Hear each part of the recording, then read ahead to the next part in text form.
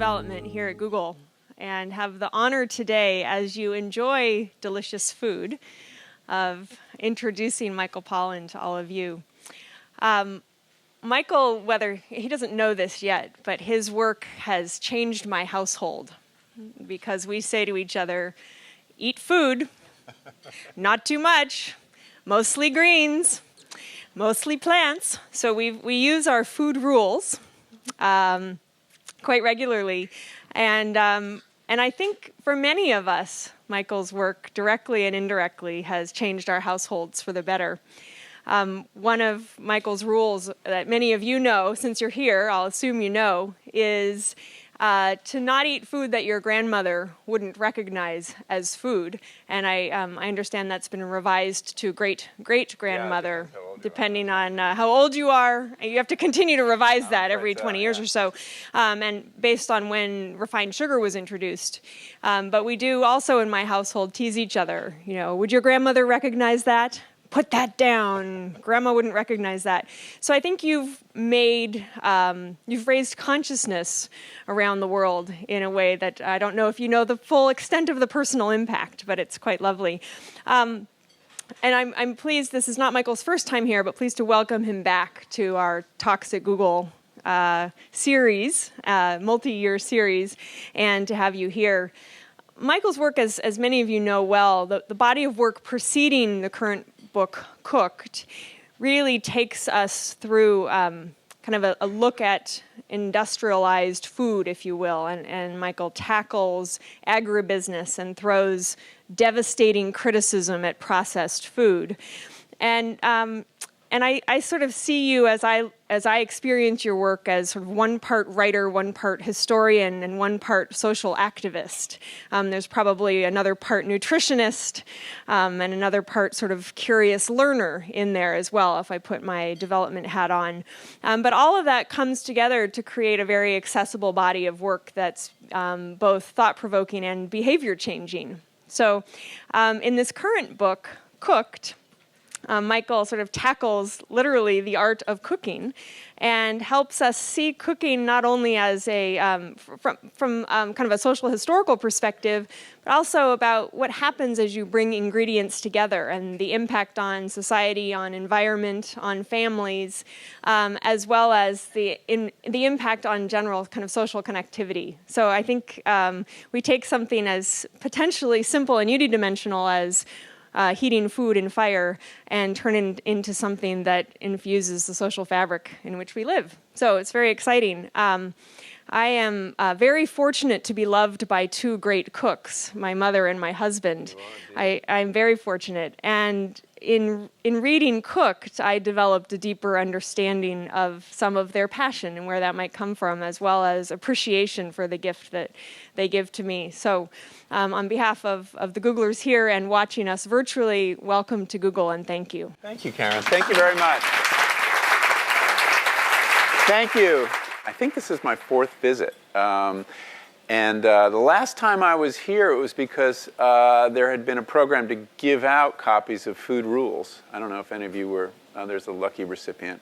And I see it's had an impact. You all look very svelte and healthy. So it works. I'm very glad to see that. But, and I'm also glad to see people eating at an event about food, despite the sign as we entered that said, no eating in this room. But honored in the breach. What I'd like to do is first try to tell you a little bit about this project I've been on for the last couple of years, which was mastering, that's a strong word, the art of cooking and the transformations that we call cooking. But first I want to start by putting it in the context of other books of mine and of the journey that I've been on since I started coming here, really. And that is, following the food chain. I mean, that's the story of my work over the last dozen or so years, has been trying to figure out where our food comes from and where it goes. And I started this journey really with Omnivore's Dilemma. And that was an attempt to trace 4 different kinds of meals back to their source on the farm. And, what we eat connects us to the land. It's our most profound connection to nature is our eating. Although most of us are not aware of it as such, because we're now so disconnected from the source of our food, and we live at the end of a very long and intricate food chain that's largely opaque. And so in that book, I tried to follow the food back to the land and see how it was created out of soil and chemicals and fossil fuel and sunlight, depending on what kind of food it was. And then after I did that book, people just were asking me, you talked about every dimension of food except health. And what I really want to know is what are the links between diet and health, what I eat and what happens to me. And so I plunged into another project, equally exotic to me. And I should tell you, I've whatever expertise I have, I've acquired as a journalist. Not with any. I have no academic training in food studies or nutrition or biochemistry or all the things I should have taken in college. I was an English major.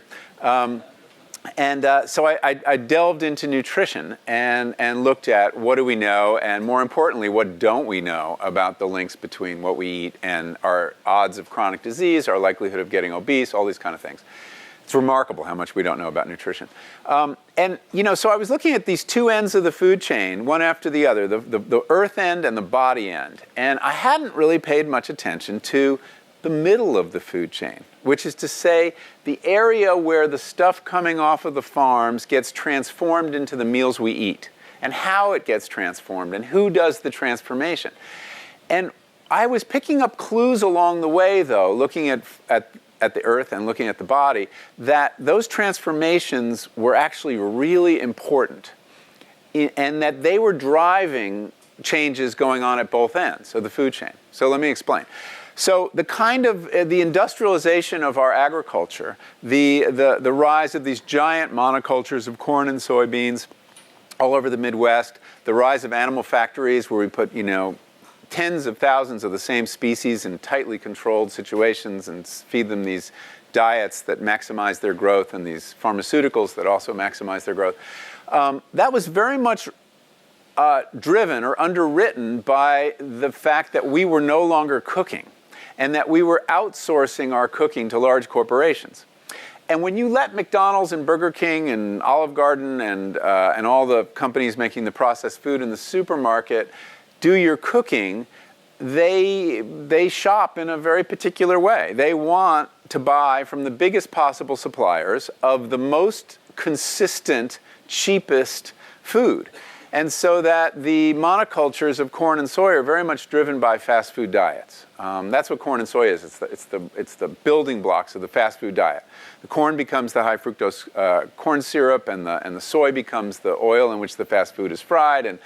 And I realized this when I was studying. I was looking at potatoes of all things, and I went to a potato farm, which was this amazing landscape in Idaho. It was 50,000 acres divided into these vast crop circles, each one 156 acres with a sweep second-hand irrigation pivot that was putting out the water, the fertilizer, the chemicals. And they were using one chemical in particular, it really stuck with me, called Monitor, that was such a toxic pesticide that the farmers wouldn't go out into their fields for like 5 days after they sprayed it because it was such a neurotoxin. And they explained, I said, well, why do you have to use this chemical? And they said, well, because we're growing russet Burbanks, which is the only kind McDonald's will buy, and Frito-Lay and all the other companies. And it's a hard potato to grow. And I said, why do they like that one? I said, oh, it's the longest potato. So, when we get our McDonald's French fries, we love that red envelope with the bouquet of long French fries coming out of it, and the only way you can get that is with a russet Burbank. Problem is, russet Burbanks are susceptible to something called net necrosis, those little brown lines you very occasionally will see in a potato, or brown dots. Totally cosmetic defect. No problem eating that at all, but McDonald's will not tolerate it. So the way you deal with net necrosis is Monitor, which is this horrible toxin.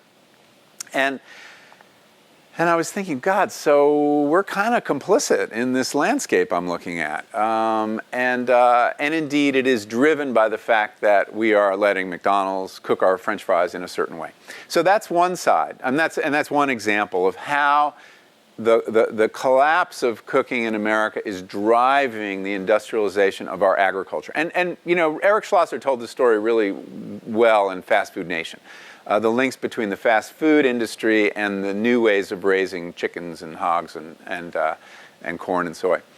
On the other end, though, when I was looking at the body, this was even more curious. I realized that the collapse of cooking there was taking a huge toll on our health.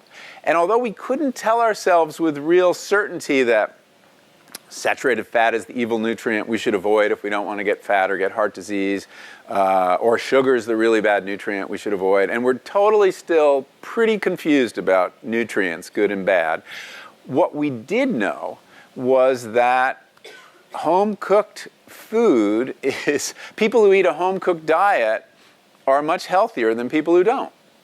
And that the best predictor of a healthy diet, regardless of your income, was whether it was cooked at home. And there was a very interesting study I came across that showed that poor women who cook have healthier diets than rich women who don't. So it even undoes the usual class bias toward, the poorer you are, the worse your diet is. If you're cooking, you can undo that. So both of these clues were telling me, I really had to deal with this middle link of the food chain. Why aren't we cooking? What is cooking? And why were we willing to let it go from so many of our lives? So that's what kind of got me started. There was also, though, a paradox I was noticing as I started out by looking at this, whatever happened to cooking in America? And I wrote a long essay about that for the New York Times Magazine that ended up in the book in another form.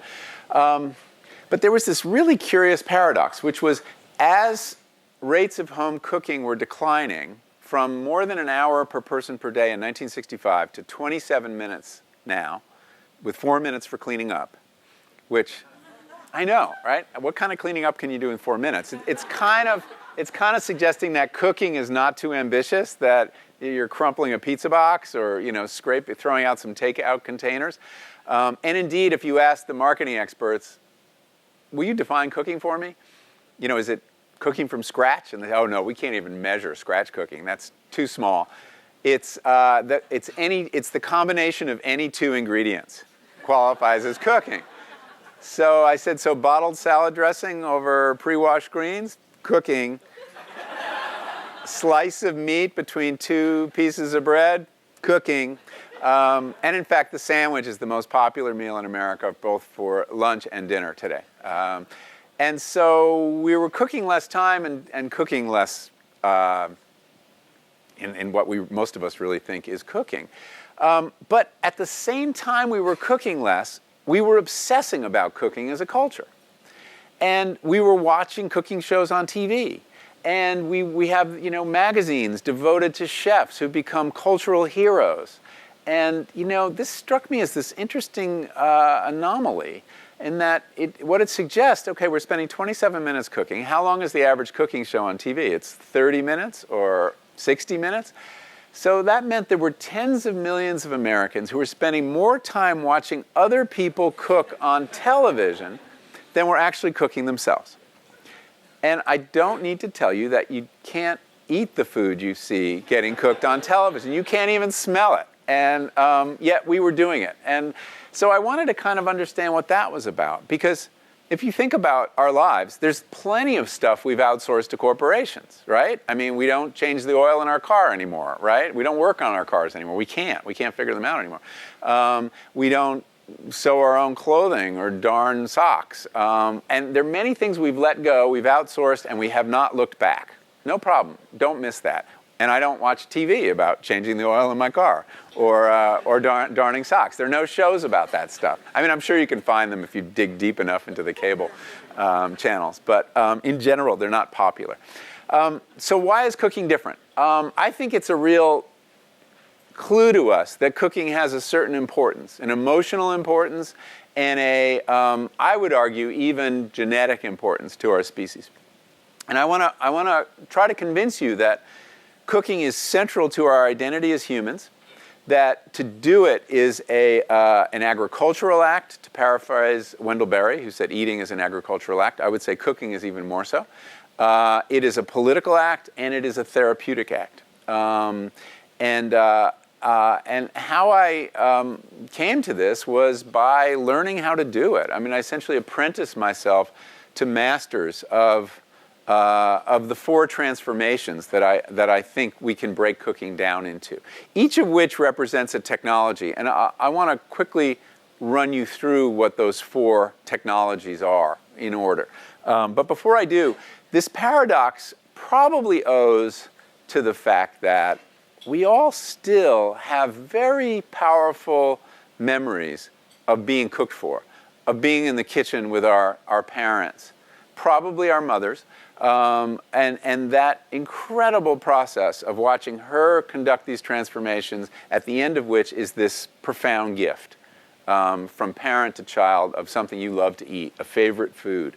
I mean, I can remember the foods that my mother would make for me on my birthday, or things that the dish during the course of the week that was just, I loved. And so, it goes kind of deep in our lives, I think. And we remember those smells, we remember that transaction of love, and so that's part of it. But it turns out it goes even deeper. And when I said that it's kind of hardwired into us, I meant that quite literally. What we've learned in recent anthropology is that the transformation in our evolution that separated us from the apes and led to the growth of our brains and the shrinking of our jaws and our gut, which happens about 1.8 million years ago when we become, even before we're a human, before we're Homo sapiens, when we're Homo erectus. That dramatic transformation has kind of mystified archaeologists and anthropologists for a long time. What would cause such a profound change? And for a while they thought maybe it was meat eating, but meat eating can't really explain it, because eating raw meat, in fact, you need a giant jaw to chew it. It's really hard to chew, and you need a big gut to digest it because it's really hard to digest. What it really is, it appears, is the discovery of cooking with fire. And when we figured out this amazing trick, this critical technology, these amazing changes happen. And the reason is that when you cook food, essentially you externalize much of the work and the energy needed for digestion. So that instead of your body having to do it all, and we burn a lot of calories digesting, or we used to, it takes place, the partial breakdown of the proteins and the carbohydrates and the fats, and it becomes detoxified, and it becomes easier to chew. It's a huge deal. And it really gives us this tremendous evolutionary edge, because it also gives us access to foods other animals can't eat, like tubers, most of which are toxic unless you cook them. Cassava, potatoes, you eat raw potatoes, you can have solanine poisoning. But we found when you cook them, you could eat them. And so we had this new stash of calories that other animals didn't have. So it gave us a big edge. But this boom of energy we got from cooking food appears to be what underwrites the growth of our brains. Our brains are tremendous energy guzzlers. They take up about 2% of your body weight, but they use 20% of the energy you take in. So it's expensive to maintain a brain, and you can't do it without cooked food. So you raw foodists, take note. Now, raw food, you ask, okay, well, there are people who eat raw food, and some people try to do raw food exclusively. But most of them don't do very well. And half of the women on raw food diets stop menstruating. They're not getting enough energy. And anyone who does do raw food is highly blender dependent. I mean, if you know any people who cook raw food, they'd be literally dead without a blender, because that's doing all that chewing and that work of digestion. So I would say that actually qualifies as a primitive form of cooking. So we need cooked food. It's now hardwired into us. We're dependent on it. We're obligate cooks, okay? Now, the other thing, though, that fire gave us is it freed up a lot of time. Before we cooked with fire, we spent a very large portion of our day chewing. And if you look at apes that are our size, similar weight and size, they spend half of their waking hours in the act of chewing. 6 hours a day chewing. It's no wonder they don't get a lot done. You can't you can't have a culture if you're spending half your time chewing. You can't have art. You can't have software. There's all sorts of things. Well, you probably could have software. So it was a great boon to us. And the last thing cooking gave us, and why I think it is so important socially, is that when you start cooking with fire, you start eating in a different way. Cooking gave us not just the stuff, but the occasion, the meal. And here's how. If you're cooking over a fire, remember this is pre-matches and lighters, keeping the fire going is a tremendous undertaking and requires a lot of cooperation. So you need someone to kind of tend the fire while someone else is hunting or preparing the food, and it becomes cooperative in a way that hunting and gathering never had to be. Hunting and gathering, you could eat food wherever you found it. You might bring some home for your family, or you might not. But as soon as you cook, you need cooperation, and as soon as and you also need to learn how to share, because if you're cooking this big, beautiful chunk of kudu or whatever this animal is that you get, you have to restrain yourselves from eating it before it's ready. And if you don't have rules surrounding your meal, you will find the biggest, strongest, hungriest, greediest animal will get the food, and you won't.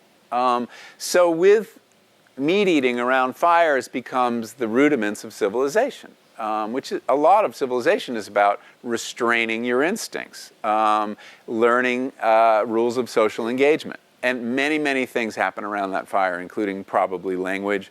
And this rulemaking, though, is, that we're going to divide it this way, and you get this piece, and I get this piece. This is the beginning of civilization. So cooking gave us a lot. And as we cook less, we're losing a lot. Our brains are not getting smaller, but our guts are getting larger. And we're not eating around the table as much as we fail to cook. So cooking's really important to us as a species, and there are costs to outsourcing it. Now, we're still getting cooked food, obviously. McDonald's and, the cafeteria here, everyone will give you cooked food. And the problem is that when we allow large corporations to cook, and actually we call it processed food when corporations do it, cooking when humans do it. When we allow corporations to cook for us, in general, and there are exceptions, they don't cook very well. They tend to use the cheapest possible raw ingredients and to use the most salt, fat, and sugar to make that food acceptable. We love salt, fat, and sugar. We evolved to we have buttons that you can push very easily. We need those nutrients. The problem is in nature they're pretty rare. In modern industrial economy, they're really cheap and easy to add, and everybody loves them. And when you layer them together, you get food that's irresistible, that stimulates cravings. And that's why the industry, the food processing industry, works with them so much. And they're not, they're just very cheap to add to a food. So that's one problem, that you're not going to get high quality ingredients and it's going to have too much salt, fat, and sugar. Another problem, though, which is a little more subtle, is that corporations are very good at cooking certain things, like French fries. Classic example. There's something about home cooking that basically gives you a nudge in the direction of simple foods, simply prepared. Have any of you made French fries before? Yeah, it's a pain. I mean, they're wonderful, but you have to peel the potato, wash the potato, peel the potato, cut the potato, heat up this big thing of fat, and then spatter your whole kitchen. It's a mess, and then you have to get rid of all that fat. And you're not going to do it more than once a month if you're an ambitious cook. You're just not going to fry.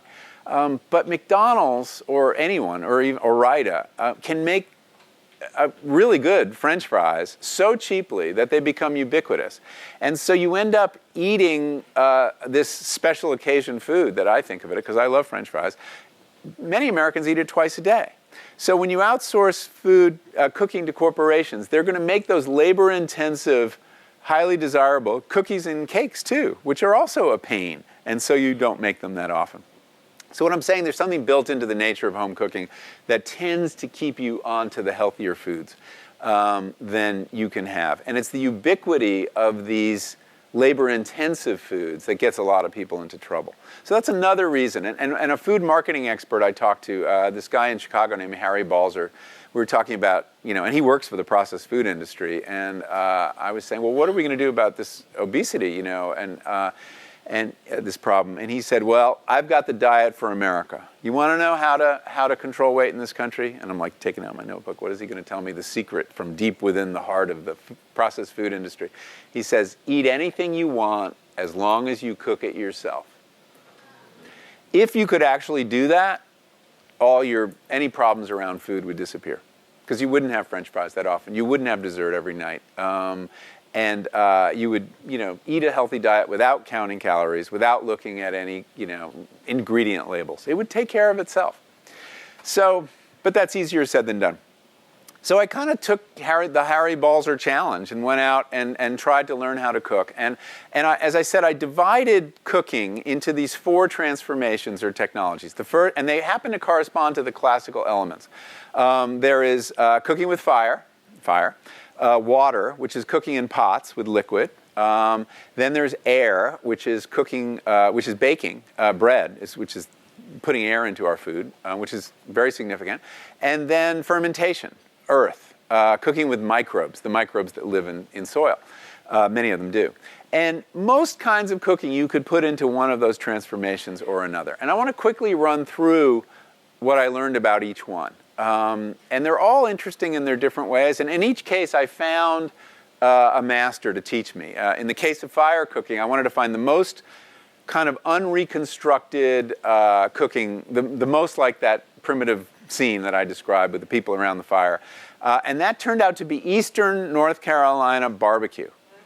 And I specify Eastern because if you go to Western North Carolina, they do it differently. But Eastern North Carolina barbecue is whole hog, wood fire, thyme. That's the recipe.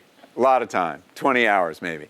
And it's just so simple, but dressed up with lots of pretension and lots of self-dramatizing men, telling you how hard it is. But it's really simple, believe me. I've done it since. And no, I mean, everyone, guys know that barbecue is all about taking something very simple and making it look like a big deal. And that's probably been going on, for a very long time in human history. And one of the things that struck me learning about barbecue, and I explore the science of it, like why does cooked meat taste so much better than raw meat? And there are these amazing chemical reactions that take place, the Maillard reaction and caramelization, that create like 30,000 new compounds that are elusive, that taste like other things, that just kind of complicate the food in a really interesting way, making it more metaphorical even and less literal in ways that humans always like doing that to everything, to language and to food too.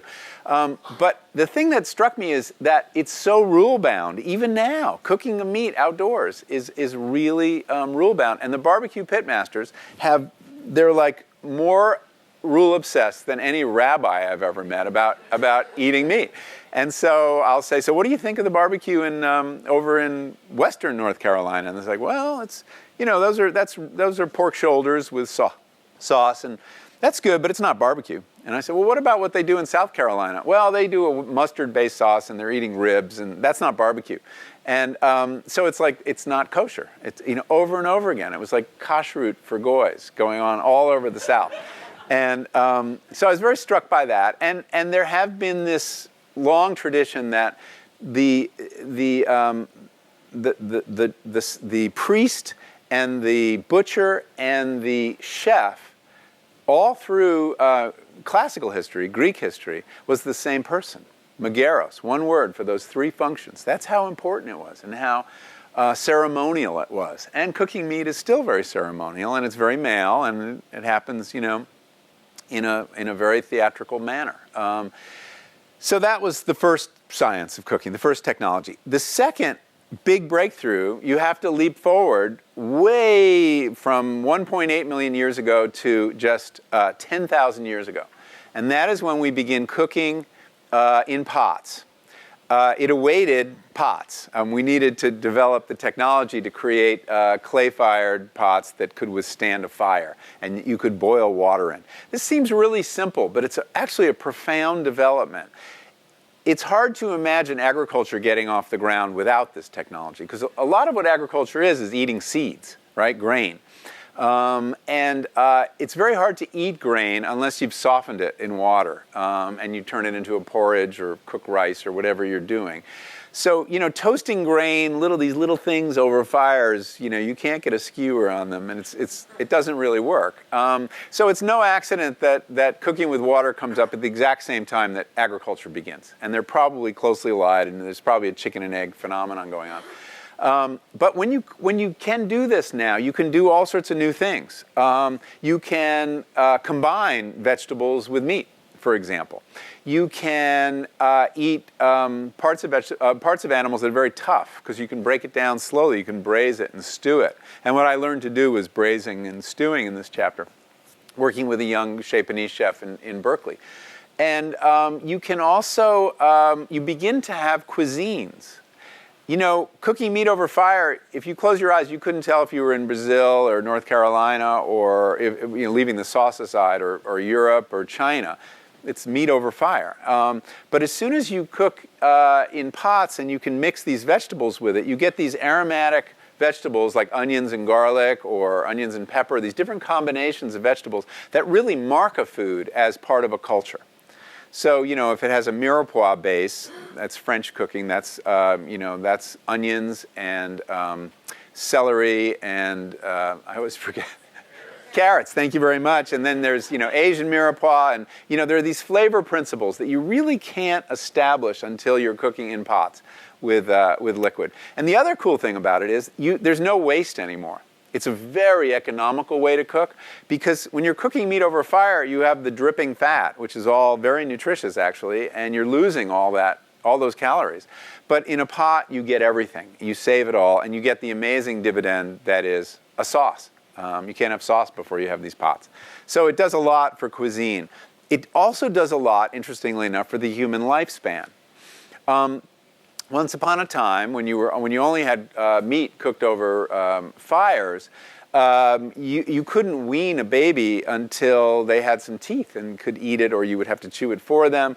But now you can make these soft soups and porridges that allow you to wean babies earlier, which is a great boon to society, because you can increase population and have babies spaced more closely together.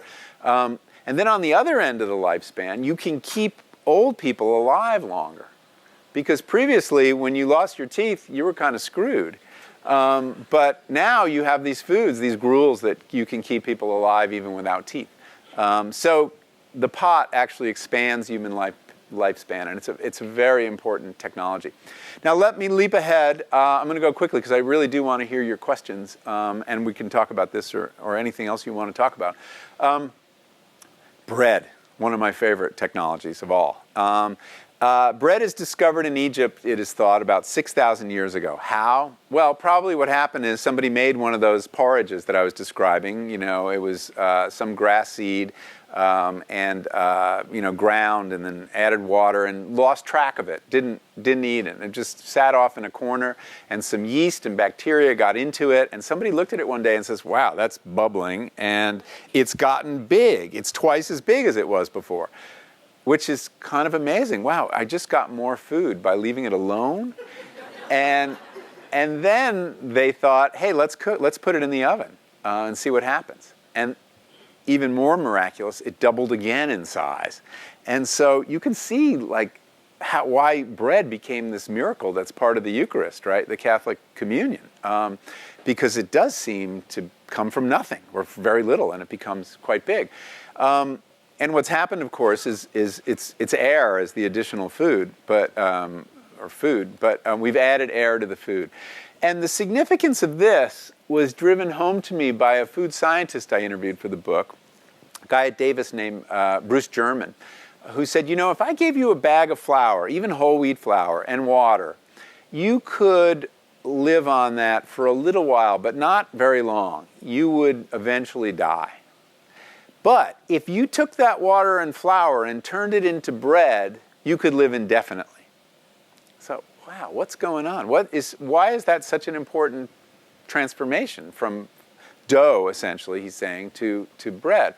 Well, he explained what's happening when you have that starter culture, that sourdough, which is a culture of both yeast, fungi, and bacteria. When you introduce them to that wet mass of flour and water, they start digesting the polysaccharides, the long chain proteins and carbohydrates, and the microbes create these enzymes that break down those long chains. The reason they're in long chains is that the seed, remember we're talking about eating seeds here, that the seed it has everything needed for the next generation of plants. It's an amazing pantry of nutrients. It's got it all. Fat, protein, carbohydrate, minerals, vitamins, antioxidants, it's all there, but it's locked up tight because the plant doesn't want to give it away to animals. It wants to keep it intact for the developing the germinating seedling. But what the microbes that we introduce do is they break into the pantry and break it down into much more digestible forms, into short chain carbohydrates or sugars and proteins that become amino acids. So that's the first transformation, is during that fermentation.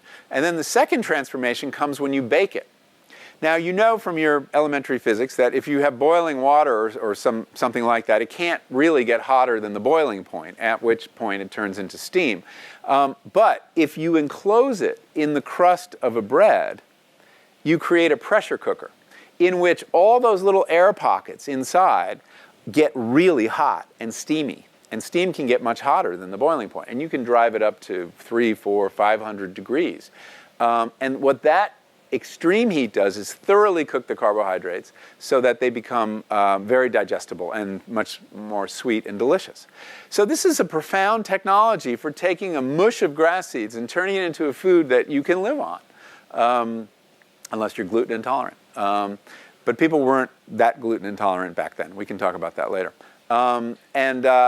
So very profound technology. And I work with, if some of you I'm sure live in San Francisco, Chad Robertson, who bakes at Tartine and makes what I think is the best bread in the whole world. And I spent a lot of time learning from him how to bake. And when I was making my starter, I didn't know whether it was okay to ask a famous baker to take some of their starter or not, and I thought it wasn't a cool question. But I made a point of shaking his hands every time I saw him, and not washing my hands, and then adding it to my starter. And so I ended up with a tartine-ish starter that's very lively until I went on book tour, and I neglected it for 2 months, and it died.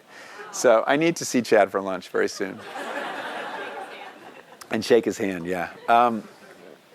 So that was air. And then the last section that I want to talk about is, for me, what was probably the most fascinating. And that was this method of cooking without the use of any heat whatsoever, purely through the action of microbes. What an amazing thing that these microbes can give us everything from wine to cheese to sauerkraut and kimchi and pickles to chocolate, which is a fermented food. I don't know if you realize that, and coffee, which must be fermented before you can grind the beans.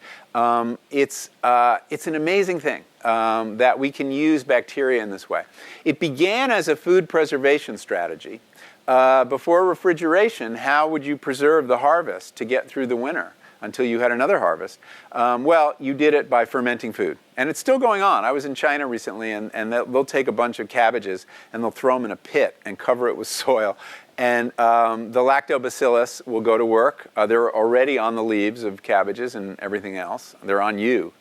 And just like they're waiting to ferment you when you die, they are waiting to ferment cabbages when they die. And so they start breaking down the vegetable matter, releasing lactic acid, which is, of course, is a great preservative, and makes them more nutritious. So I grew up in a very kind of microbe-phobic family, like most of us did in recent years. And my mother was terrified of bacteria, and if she dropped a can of green beans on the ground and it got a dent, she was sure it had contracted botulism. And we had to throw it out. And, so we had lots of hand washing and all the normal things. But I met this generation, this subculture of what I call fermentos.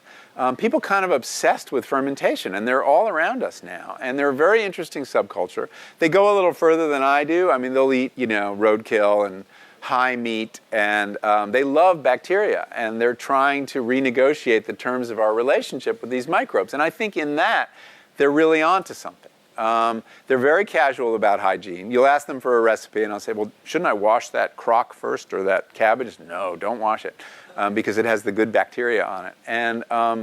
And it turns out, though, they're onto something. I mean, we're learning that our war on bacteria, even though it has helped conquer several diseases, has also led to various problems. And it probably our lack of contact with bacteria as children that is leading to these high rates of allergy and asthma and autoimmune disease. That's the hygiene hypothesis. But we're also learning more recently that that the ecosystem of microbes that live in your large intestine, I mean, they're all over you, but they're especially there, are very important to your health.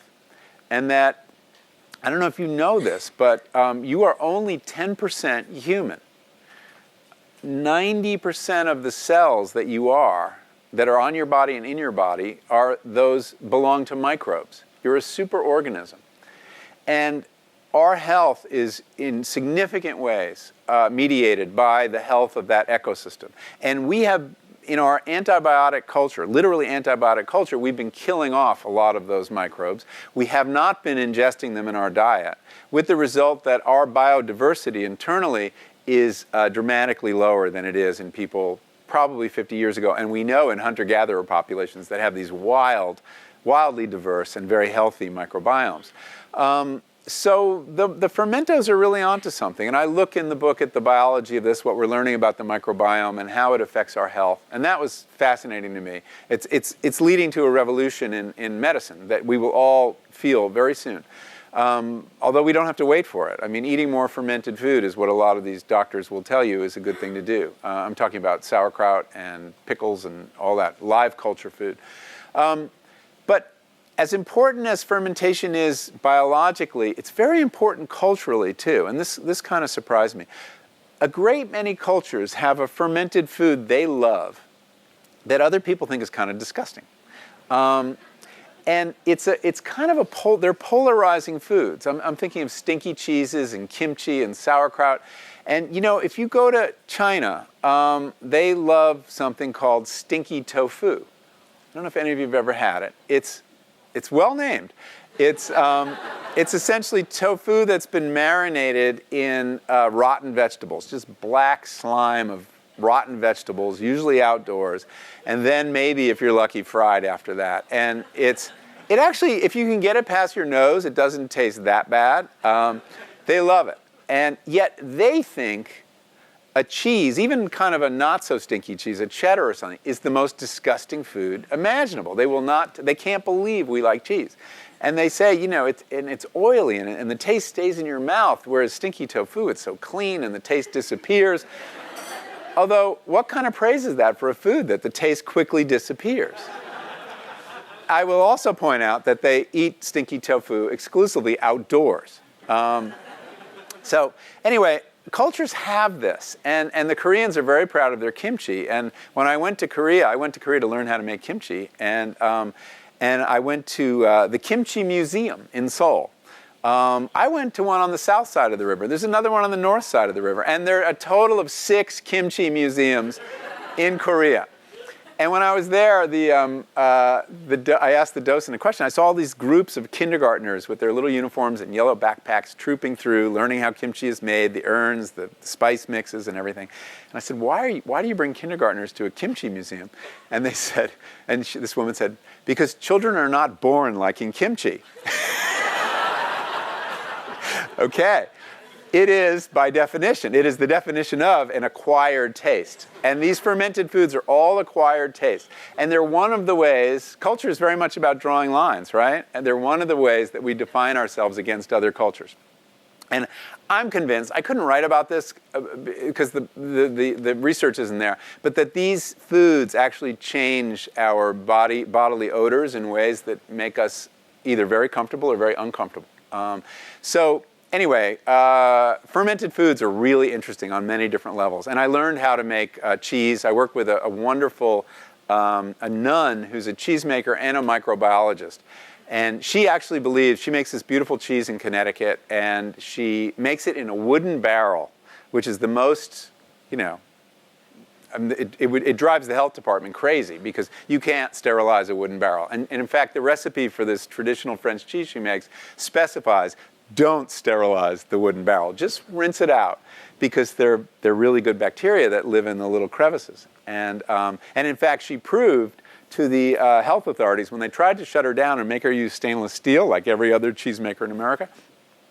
She got 2 vats of raw milk from her cows right on in the abbey, and she introduced E. coli into both vats and waited a couple hours. And at the end of 3 or 4 hours, the stainless steel vat was so teeming with E. coli that it was toxic. You couldn't, that would be condemned, that milk. And the milk in the wooden barrel, it had vanishingly small levels of E. coli. And what had happened? The lactobacillus that lived in the wooden barrel started, they're called lactobacillus, eating the lactose, their favorite food, breaking it down into lactic acid, which killed the E. coli.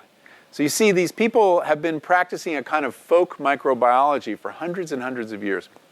And she's mastered that. And the health department went away after this demonstration. So, and she really believes that cheese is so wonderful that it belongs in the Eucharist along with those other 2 fermented foods, wine and bread. And she thinks cheese is a better reminder of the body than bread is because it rots and and reminds us of mortality. And it's a heretical idea, but it's kind of beautiful also. So a lot of the cooking I did is not things you're going to do every day. It's really, extreme cooking, making cheese or kimchi, although kimchi is really easy to make, and sauerkraut, and baking bread. But I found that doing this, even every now and then, is an incredibly satisfying process. When we learn how to do something for ourselves that is not what we do at work, it's really empowering. So many of us, we live in such a specialized culture, and we've gotten really good at the one thing that we do and sell into the market. And we've outsourced everything else in our lives, our entertainment, our exercise to some extent, our food certainly. And there's something wonderful about that. It makes this economy go around, but there's something debilitating about it too, and something infantilizing. The fact that we're so dependent on fossil fuel, which is really what allows us to do all this outsourcing, and so dependent on other people that it feels really good when you do something, you learn a new skill that actually is in support of your body. And so few of us have these anymore. And I found there was, it was a very satisfying way to learn, to spend time, to learn how to bake bread. And learning to diversify your talents, learning how to take care of yourself to a greater extent, I really think is a precondition for the kinds of political changes we need in this world. I just don't think we're going to tackle things like climate change until people can imagine living in a different way. And if you're highly specialized, you can't imagine living in a different way without that car, without that fossil fuel, without that restaurant to cook your meals. But as soon as you realize, I could do this, suddenly you're open to change. And so that's why I said it's a political act, to take back control of your diet, take back control of some part of your life that you've been letting other people do for yourself. Not every day, even just occasionally. I think you'll find it feels empowering and really good. So I'm going to leave it there. We have a microphone here. If anybody has questions, I'm happy to talk about cooking, gluten intolerance. And I forgot to mention, there is one animal that does cook, at least one animal. If you include fermentation under the definition of cooking, squirrels cook. Any animal that buries their food is not just hiding it. They're starting that earth-driven process of breakdown to make that seed, that acorn, healthier. So we're not quite the only animal who cooks. back to the microbes. I think it's great that you've sort of helped get a lot of people excited about what is clearly, I think, becoming a pretty big deal scientifically, understanding the microbiota and how much it affects all our health. I have a 2-year-old daughter, so I'm very keen to make sure she's exposed to enough of the right microbes, but my wife probably also intelligently is worried about exposing her to too many of the wrong microbes. So I'm just curious, have you figured out for people who are sort of enlightened about this stuff, but still, we're in a world where the bugs are kind of hostile, and there aren't a lot of things that are the good bugs find their bugs. It's even hard to get raw milk, etc. Are there sort of good practical ways to get access to more bugs in your diet without being too off the reservation? Yeah. Well, eating whatever fermented foods that your daughter likes. If she likes yogurt, great. Kids tend not to like sauerkraut and kimchi. I mean, they're strongly flavored foods, but try it. But the other thing is not just in the diet, but in the lifestyle. There's a lot of research showing that kids who grow up on farms, especially ones who eat raw milk, drink raw milk, but are exposed to animals, have much lower rates of autoimmune disease. So raw milk is a complicated one and a risky one, and I don't simply recommend it unless you're very confident of the farmer who's selling it to you. But taking your kid to farms, having pets, even having pets has been correlated with lower rates of autoimmune disease. So those exposures while she's that age, that's when her immune system is being trained right now. And exposure to bacteria during that training is a good thing. Hand washing is still advised, actually, because of that's how many germs are conveyed among kids. And not that that's a bad thing, but it's inconvenient if your kid is sick a lot. You're probably building her immune system every time she gets an infection. But exposure to animals really good. Any kind of food that has live bacteria is really good. Thanks. Sure. I've read, I guess, all 4 of your food books, and one thing I don't remember you writing about as an currently popular or maybe faddish trend in food, and that is molecular gastronomy, or as Nathan Mirwell calls it, modernist cuisine. Yeah. It certainly violates your grandmother recognizing it. Well, not always. But at the same time, it doesn't seem to have any of the bad things that led you to suggest that rule. So what do you think? I did look into molecular gastronomy, and in fact, Nathan served me a beautiful lunch up at his mad scientist lab in Seattle as part of it. And I was very interested in it, and that kind of food is interesting and artistically engaging, but I don't think it's central. I don't think it's going to change the way we eat anytime soon, and so I think it was a little too rarefied for me to explore. I was really, in this book, trying to get back to the fundamentals, the basics of cooking, and he's on the frontier of cooking, which is interesting. But I don't know that we're all going to be doing sous vide and using some of the techniques he's using, even though it produces interesting food. I was trying very much not to write a foodie book. This is not a foodie's book. I hate that term. I think our food culture gets a little bit decadent at various points in the way we're eating sometimes, and so really wanted to concentrate on familiar foods that are available to everybody at home, even though intellectually I find what he's doing fascinating.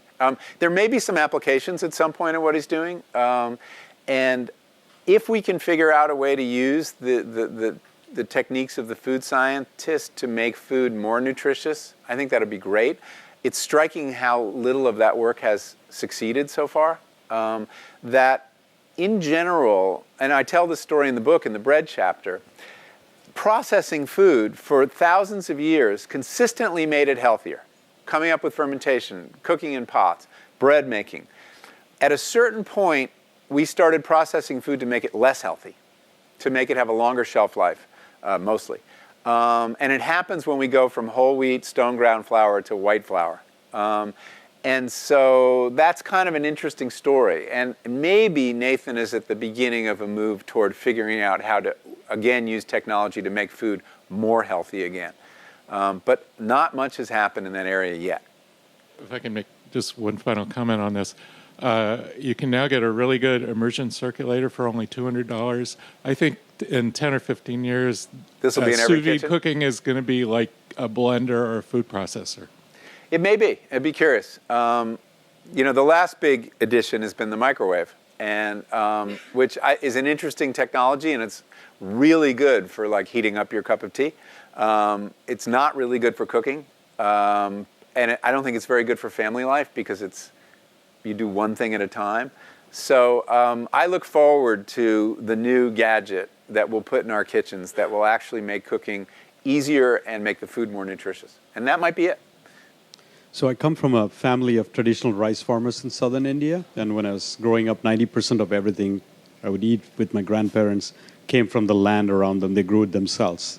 But a couple generations later, many of us, including me, have chosen to pursue other things like develop software and chew food for 6 hours a day in an ape-like fashion, and outsourcing our food production to other people and cooking to Google. But no one I know around this area actually says, I want to be an alfalfa farmer or a wheat farmer. Everyone wants to pursue other careers. And I wonder in 50 years from now, would anybody be available to grow this fundamental thing that hedge fund managers and software engineers still need for the survival? Yes, who they will do. Be there? Who will grow the food? I think that's a great question. Well, I actually sat at dinner the other night with the 125th employee of your corporation, who is now a farmer. His farm is supported by his Google stock. But he's doing really interesting, good farming in somewhere in Marin. And in fact, I've met a succession of people who work in your industry who have gotten the bug. I mean, one of the encouraging things going on right now is, for the first time since we've been keeping track, the number of farmers in America is ticking up. It's been going down consistently since we measured it, since 1900, say. And there is a generation of young people who's very engaged by the work of farming, which is really important because you point to the big problem with industrial agriculture. It doesn't require a lot of labor. We've basically traded labor on the farm for chemicals and machines. And we're paying the cost of that. It's very hard to grow good quality, nutritious, chemically free food without more people on the land. And we will need many more people on the land if we really want to eat sustainably. But there's also, growing food in your own home, which is not trivial. I mean, during the World War II, about 40% of the fresh produce in America was being grown by individuals in their gardens. There's no reason we couldn't do that again, even while developing software. I think the challenge, though, is going to be in places like India, if there are many people who want to stay on the land, there are many people who don't want to stay on the land, that the option of staying on the land is preserved, because that's in danger in many places. I mean, there is a vision of industrializing developing world agriculture on offer right now that threatens to flood the cities and lead to a kind of agriculture that will be very hard to sustain because it's so fossil fuel dependent. So, we do live in a specialized economy. We need people to grow our food. The best thing we can do as people writing books or developing software is pay them a living wage. Make it attractive. One of my food rules is pay more, eat less. Good food, sustainable food does cost more, and those of us who can afford to support those farmers need to do it. We need to make it a very attractive way of life so that we will draw more people into doing it, and we will pay farmers for doing something, as you recognized, is so dependent. No matter what we're doing, we still need food, and food still comes from the earth. And to ignore that connection and lose track of it, I think is a tragedy. So it begins with supporting farmers who are doing good work. Thanks for your good question. Well, I was going to ask a final question, but we've run out of time. So everybody join me in thanking Michael for coming back to Google. Thank you very much. Thank you.